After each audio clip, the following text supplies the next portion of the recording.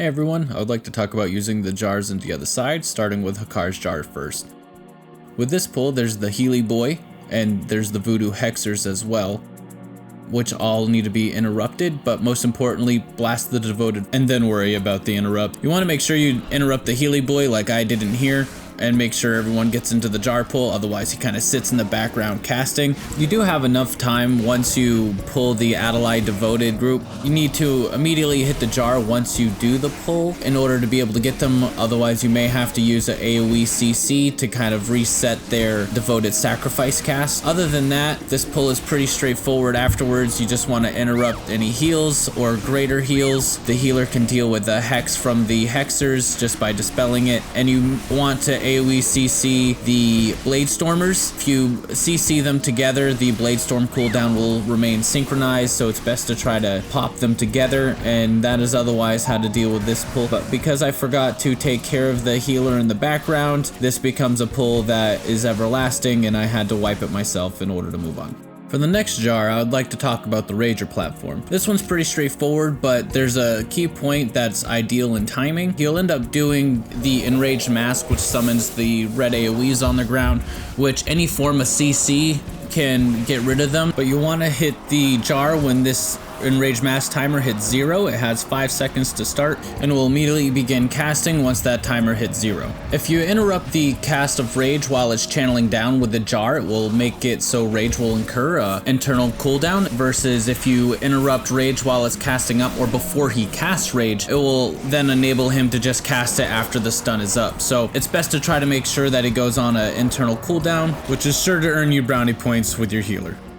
The next jar on the upper platform, outside of the Ardenweald Wing, it's best to start with the Death Speaker and interrupt Shadow Core as soon as you can. Try kiting them into the jar. Everything else will kite fairly nicely. There's a little bit of a narrow window if you try to do it right off the gate. I barely miss it by 0.3 seconds, but everything's fine. Didn't get blasted off, so all is kosher. But yeah, so you may have to wait around the Erupting Darkness cast because it will randomly select someone, and it may be the person trying to get the jar, and it would be no good to get that person blasted off ahead of time. I only did this in a heroic, so there's no torment or anything. For the weeks that Oros is on the upper platform and your group is feeling spicy, you have cooldowns available, pull Oros into the jar as well, but make sure that you're in position first before pulling them, just to make sure that you're not slowed trying to get to the jar. Other than that, just help the tank with interrupting Shadow Cores. Otherwise, on fortified weeks, they can be a little bit of a tank buster.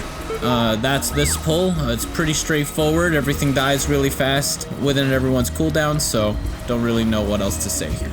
For the final jar in the Ardenweald Wing, there's a few ways to approach it, but either way, it's mostly you want to pull big. This first pack would normally be DPS down, just as a entering this wing kind of thing, but I ended up pulling it in just because I realized it was going to take too long and I wanted to use all my cooldowns together. So once the incarn reaches about 20 seconds remaining, I start running back.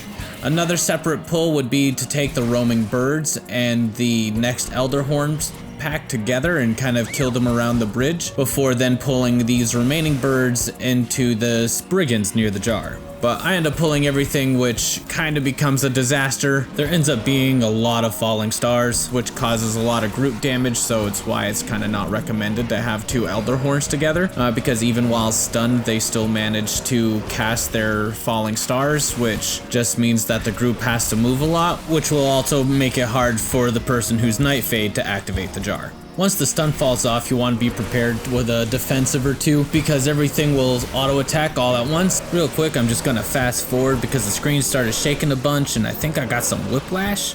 But I digress. There's a lot of incoming damage, some of it stacking too with the blade beaks. So when in doubt, kite it out. Don't be afraid to ask your group for some CCs to help mitigate the trash. And I get that I've kind of done this from the perspective of a tank, and if you happen to be a DPS who's Night Fae, I would just recommend asking when your tank would want the jar to be activated on which pull within the Ardenweald Wing, and just go from there. And these are my suggestions on how to best use the jars within the other side. So if you've learned something today, just please leave a like, comment, and potentially subscribe. And I'll definitely be making more videos in the future.